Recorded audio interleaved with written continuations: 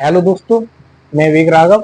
आज आप सभी से आरक्षण के मुद्दे पर बात करेंगे। आरक्षण जो कि हमारे देश में एक अभिशाप बनकर रह गया है। कैसे? तो अगर हम बात करें तो आरक्षण जिन लोगों को मिलना चाहिए, वास्तविकता है जिन लोगों को वास्तव में अगर हम देखें आरक्षण जिन्हें मिलना चाहिए उन्हें नहीं मिल पा रहा है। क्यों नहीं मिल पा रहा है? क्योंकि आरक्षण का जो नियम है, जिस प्रकार से आरक्षण दिया जाता है, तो कहीं ना कहीं वही लोग आरक्षण का फायदा उठा लेते हैं जो सक्षम है। एक नियम ऐसा बनाया जाए, आरक्षण दिया जाए और जब तक दिया जाए जब तक कि सब बराबर ना हो जाए। आरक्षण का उद्देश्य भी यही था कि हमें अपने समाज में सभी लोगों को बराबर लेके आना है, तो फिर आरक्षण खत्म हो जाएगा। लेकिन बराबर होंगे कैसे? बात यहाँ है कि जिस कैटेगरी में जितना आरक्षण दिया जाता है, उस कैटेगरी में जो लोग सक्षम हो चुके हैं उन्हीं के बच्चे उसी कैटेगरी में आरक्षण भी ले लेते हैं और यूआर की सीट पे भी जाने का दावा कर लेते हैं।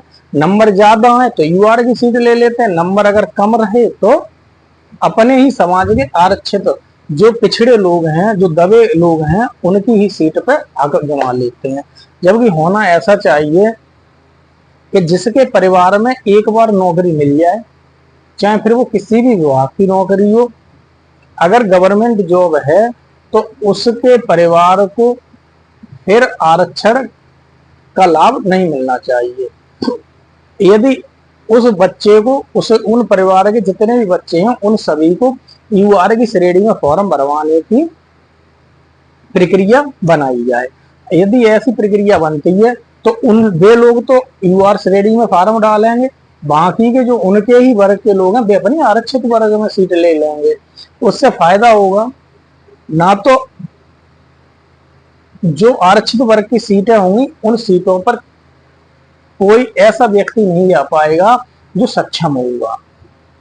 मेन उद्देश्य रखा गया आरक्षण का कि लोग कैसे थे, पिछड़े थे, गरीब थे, दबे थे, कुल मिला के ये सब बात मानी जाती है। लेकिन अगर कोई सक्षम हो गया फिर वो दबा कहाँ रहा, कुचला कहाँ रहा, कहाँ किसने अत्याचार कर दिया उस पर? क्यों? वो एक बार उसके परिवार में कोई ना कोई आरक्षण ले चुका।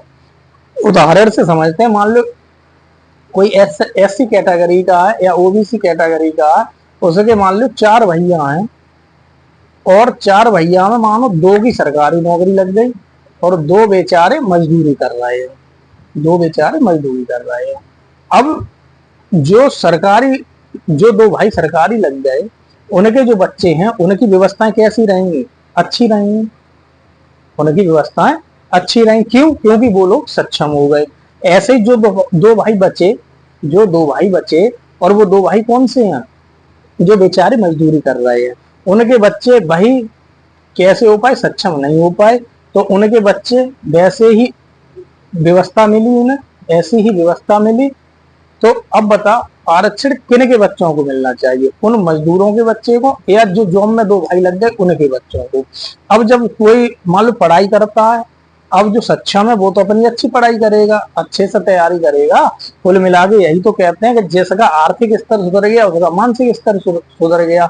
अगर आरक्षण आज की दशा में जो आरक्षण दिया जाता है उसकी तुलना से अगर हम देखें तो कुल मिला के एक ही बात निकल के आती है कि अगर आर्थिक स्तर सही है तो मानसिक स्तर ठीक हो जाता है। लेकिन ऐसा होता नहीं है। हो सकता है बहुत से आर्थिक स्तर अच्छे हो, उनके परिवार में जो बच्चे हो तो उनका मानसिक स्तर ठीक ना होता हो, लेकिन जो आर्थिक रूप से कमजोर है उनका मानसिक स्तर, उनके बच्चों का मानसिक स्तर बहुत अच्छा निकलता है। ऐसा भी होता है। लेकिन फिर भी मान लेते हैं जैसी प्रक्रिया चलाई जा रही है उसी प्रक्रिया के अनुरूप अगर हम बात करें तो बात इतनी सी ही निकल के आती है कि अपने अधिकार को छोड़ करके अपने ही समाज के लोगों को अगर दिया जाए तो ये जो प्रक्रिया है बहुत जल्द पूरे समाज में समरसता का काम करेगी। बहुत से लोग कह देते हैं कि ईडब्ल्यूएस जो सामान्य वर्गों को दे रखा है कि ईडब्ल्यूएस उन्हें भी दे रखा है 10%। तो जितने भी लोग हैं, अगर सामान्य वर्ग से पूछा जाए तो 99% लोग आरक्षण को खत्म कर देंगे ईडब्ल्यूएस को, सामान्य वर्ग के लोगों से अगर पूछा जाए। क्यों? क्योंकि वो प्रक्रिया इतनी जटिल है। जो आरक्षण दिया गया है 10% ईडब्ल्यूएस के रूप में, वो आर्थिक, पहली बात तो आर्थिक रूप से है कि जो गरीब हैं, वो गरीब के लिए कैसी क्राइटेरिया रखी है, उन्होंने कैसी सीमा रखी है, उससे कोई मतलब नहीं है। लेकिन हमें इतना पता है कि 99% लोग उसे मंजूरी दे देंगे कि इसे हटा दिया जाए, हमें कोई आरक्षण ये नहीं चाहिए। कब? जब सब प्रकार के आरक्षण को हटाया जाए। अगर ना हटाया जाए तो कम से कम इस आरक्षण जैसे अभिशाप को थोड़ा बदलाव जरूर किया जाए। एक बैसाखी है, और बैसाखी विकलांग लोगों को दी जाती है, ना कि अच्छे खासे लोगों को। बैसाखी किन्हें दी जाती है? जो विकलांग होते हैं, उन्हें बैसाखी दी जाती है। तो अब कोई मान लो जब तक विकलांग रहा, विकलांग है कोई व्यक्ति, उसे बैसाखी दे दी, वो चल रहा है बेचारा। अब कोई सही सलामत उसे भी बैसाखी दिए जा रहे हो। किसके कारण? वोट बैंक के कारण। किसके कारण? वोट बैंक के। एक वोट बैंक है, क्या वोट बैंक है कि वो हमसे रूठ ना जाए। ऐसे ही एक हुए थे प्रधान वीपी सिंह,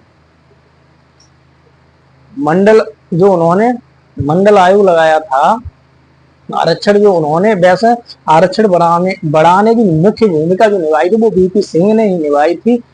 और वीपी सिंह ने सिर्फ इस लोभ में आकर के ये काम किया होगा उस समय कि अगर हम इन्हें आरक्षण दे देते हैं, इस समुदाय को आरक्षण दे देते हैं, तो एक ना एक दिन हम प्रधानमंत्री हमेशा के लिए बने रहेंगे, हमें कोई प्रधानमंत्री पद से नहीं हटा सकता। लेकिन यदि आप किसी के साथ बुरा करते हो तो ईश्वर कभी भी आपके साथ अच्छा काम नहीं करेगा। उस समय जाने कितने सामान्य वर्ग के बच्चों ने, लड़कों ने अपने शरीर को जिंदा जलाया था पेट्रोल डालकर, उस समय जब ये आरक्षण इन्होंने लगाया था, दिया गया था। तो कुल मिला के इतनी बात समझ में आनी चाहिए कि यदि खत्म ना हो, खत्म तो नहीं होगा, क्यों? देना जरूरी है, समाज में आरक्षण देना जरूरी है, लेकिन उस आरक्षण को नियमबद्ध तरीके से दिया जाए, जो कि एक समय आने पर इसे खत्म किया जा सके। डॉक्टर भीमराव अंबेडकर ने भी जब ये प्रक्रिया दी थी तो केवल एक अपने वर्ग के लोगों के लिए ये प्रक्रिया बनाई थी, और केवल कितने 10 वर्षों के लिए दी थी। बाद में ये कहा गया होगा कि अगर सक्षम या व्यक्ति में कुछ कमी दिखाई देती है तो इसे 10 साल के लिए और बढ़ा दिया जाए। लेकिन आजकल की जो राजनीति है, जो नेता हैं, वो अपने वोट बैंक के चक्कर में आरक्षण को दर 10 वर्ष बाई वर्ष, अगर कहें कि साल बाई साल बढ़ाते चले जा रहे हैं। जो उसकी लिमिट थी, जो उसकी सीमा थी 10 वर्ष, वो 10 वर्ष ना रख करके कहां पे लेके जा रहे हैं? अनंत। उन्होंने एक तरह से बपौती का नाम दे सकते हो कि जैसे हमारी जो जमीन होती है, हमारा जो घर होता है, वो एक तरह से एक बपौती होता है।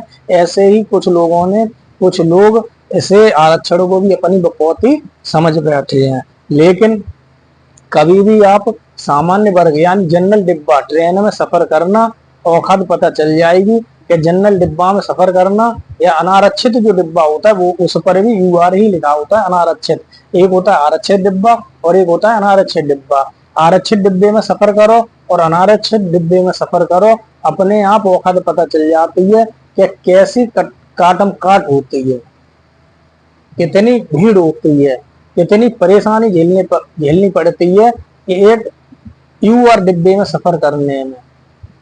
क्योंकि वहां कोई भी जा सकता है, कोई भी घुस सकता है, जो जितना ज्यादा धक्का मार ले, जितना जबरदस्ती घुस जाए, वो उस डिब्बे में घुस जाता है। लेकिन आरक्षित वर्ग में केवल वही लोग जाते हैं जिन्होंने अपना सीट बुक कर रखी होती है। ठीक उसी प्रकार से हमारे देश का आरक्षण है कि यूआर में बस धक्का मारो और घुसते चले जाओ, और आरक्षण में केवल वही लोग घुसेंगे जिन्हें वो दे रखा है।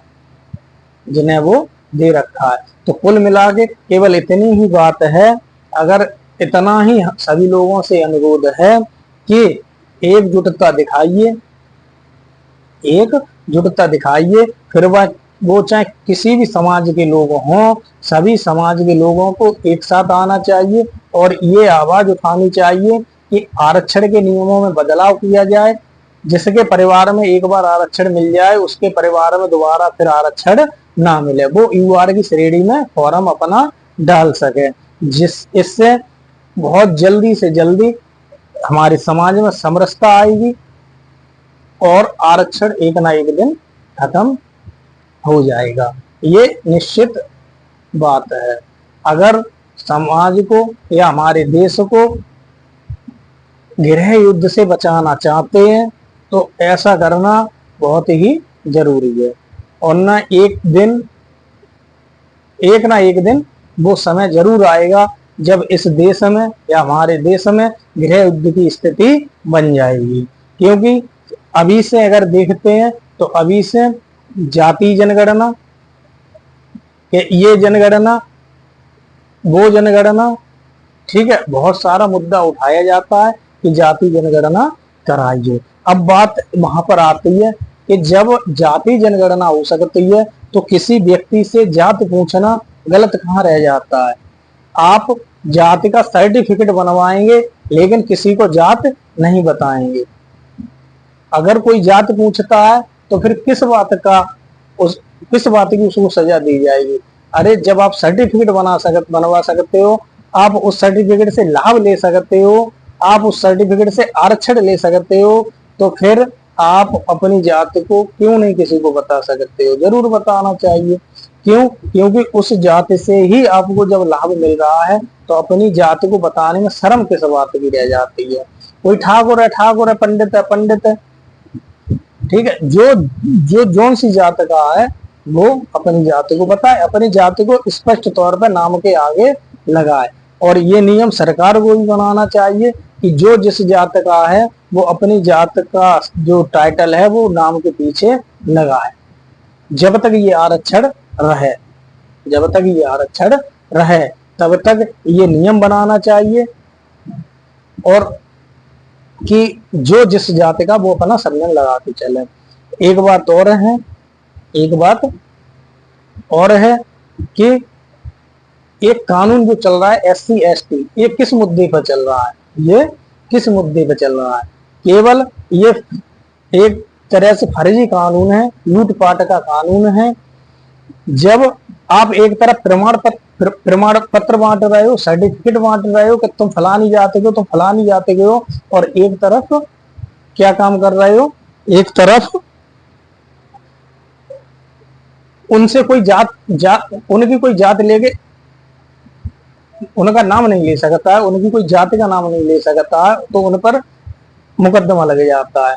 तो अगर तो एक तरफ से अगर उन्हें फायदा दे रहे हो तो कम से कम इतना ध्यान रखो, इतना तो उस ईश्वर से डरो कि जिसका तुम लाभ ले रहे हो उसका अगर कोई व्यक्ति नाम ले लेता है या कह देता है तो उसमें बुराई किस बात की है। शौक से जब तुम कागज में लिख रहे हो, गवर्नमेंट में लिख रहे हो, अपनी आधार कार्ड में लिख रहे हो, जहां जहां जरूरत पड़ती है वहां लिख रहे हो, तो फिर जब कोई व्यक्ति कहता है, बुलाता है उस नाम से, तो फिर इस बात में कैसा कानून, कैसी सजा जब होनी चाहिए जब उस व्यक्ति को कुछ गलत कहा जाए, उस व्यक्ति को उस बात से कुछ लेना देना ना हो।